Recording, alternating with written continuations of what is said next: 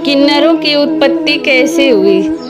जिस तरह स्त्री और पुरुष एक समाज में रहते हैं, उसी तरह इस दुनिया में किन्नरों का भी एक समाज है।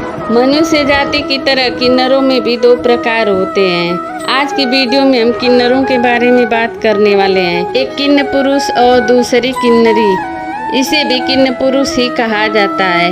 मनुष्य जाति में हम सब जानते हैं कि स्त्री और पुरुष होते हैं। उनके जन्म की बात को भी हम जानते हैं कि कैसे होती है, लेकिन किन्नरों की उत्पत्ति कब और कैसे हुई, इसे हम में से बहुत कम लोग जानते हैं। तो चलिए आज हम चर्चा करते हैं किन्नर समाज के इतिहास की कि कैसे हुई किन्नरों की उत्पत्ति। लेकिन वीडियो में आगे बढ़ने से पहले प्लीज़ वीडियो को लाइक और चैनल को सब्सक्राइब कर लीजिए। बहुत पहले प्रजापति के यहाँ एक ईल नाम का पुत्र था। बड़ा होकर यही ईल बड़ा ही धर्मात्मा राजा बना। कहते हैं राजा ईल को शिकार खेलने का बड़ा शौक था। इसी शौक के कारण राजा ईल अपने कुछ सैनिकों के साथ शिकार करने एक वन को गए। जंगल में राजा ने कई जानवरों का शिकार किया, लेकिन इसके बाद भी उनका मन नहीं भरा। वो और शिकार करना चाहते थे। इसी चाहत में वो जंगल में आगे बढ़ते चले गए और उस पर्वत पर पहुंच गए जहां भगवान शिव माता पार्वती के साथ विहार कर रहे थे। कहते हैं भगवान शिव ने माता पार्वती को खुश करने के लिए खुद को स्त्री बना लिया था। जिस समय भगवान शिव ने स्त्री रूप धारण किया था, उस समय जंगल में जितने जीव जंतु पेड़ पौधे सभी स्त्री बन गए। चूँकि राजा ईल भी उसी जंगल में मौजूद थे, सो राजा ईल भी स्त्री बन गए और उनके साथ आए सारे सैनिक भी स्त्री बन गए। राजा ईल अपने आप को स्त्री रूप में देख बहुत दुखी हुए। उन्हें समझ नहीं आ रहा था कि आखिर ऐसे कैसे हो गया। लेकिन जैसे ही उन्हें पता चला कि भगवान शिव के कारण वो सब स्त्री बन गए, तब राजा ईल और ज़्यादा चिंतित और डर गए। अपने इसी डर के कारण राजा ईल भगवान शिव के चरणों में पहुंच गए, जहां उन्होंने भगवान शिव से अपने आप को पुरुष में परिवर्तित करने की अपील की।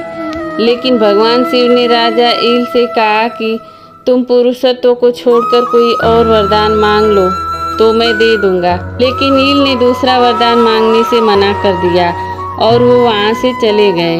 वहाँ से जाने के बाद राजा ईल माता पार्वती को प्रसन्न करने में लग गए। राजा ईल से माता पार्वती ने प्रसन्न होकर वरदान मांगने को कहा।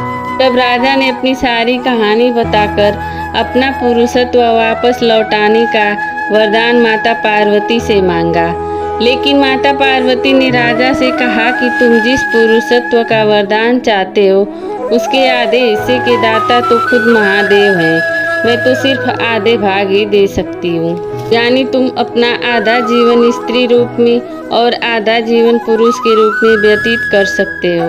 अतः तुम कब स्त्री रूप में और कब पुरुष रूप में रहना चाहते हो, यह सोचकर मुझे बता दो। तब राजा ने काफ़ी सोचकर माता पार्वती से कहा कि हे माँ, मैं 1 महीने स्त्री के रूप में और 1 महीने पुरुष के रूप में रहना चाहता हूँ। इस पर माता पार्वती ने तथास्तु कहते हुए राजा ईल से ये भी कहा कि जब तुम पुरुष के रूप में रहोगे तो तुम्हें अपना स्त्री रूप नहीं याद रहेगा, और जब तुम अपने स्त्री रूप में रहोगे तो तुम्हें अपने पुरुष रूप का कुछ याद नहीं रहेगा। इस तरह राजा ईल माता पार्वती से 1 महीने पुरुष ईल और 1 महीने स्त्री इला के रूप में रहने का वरदान प्राप्त कर लिए।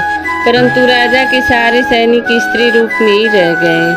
कहते हैं वो सारे सैनिक एक दिन स्त्री इला के साथ वन में घूमते घूमते चंद्रमा के पुत्र महात्मा बुद्ध के आश्रम में पहुंच गए।